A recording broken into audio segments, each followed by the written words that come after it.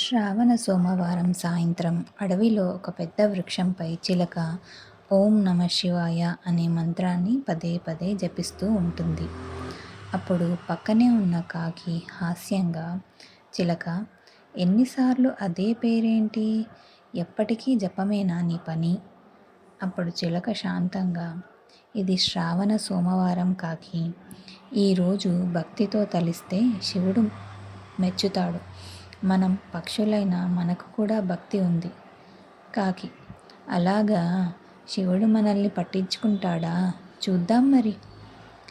ఇదంతా పైనుంచి చూస్తున్న శివుడు వారికి పరీక్ష పెట్టాలని ఆ రాత్రి ఒక యోగి వేషంలో అక్కడికి వస్తాడు. ఆకలితో అలసిపోయినట్లుగా చెట్టు దగ్గర కూర్చున్నాడు.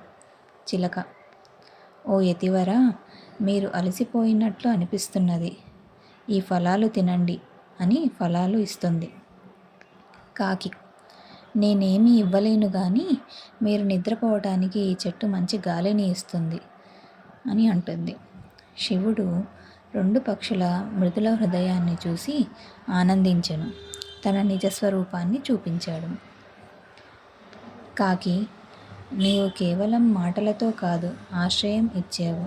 చిలక, నీ భక్తిని నేను ఎన్నో జన్మలుగా చూస్తున్నాను. మీరు ఇద్దరికీ పుణ్యఫలం తప్పకుండా లభిస్తుంది అని దీవిస్తాడు పరమేశ్వరుడు. కథ సమాప్తం.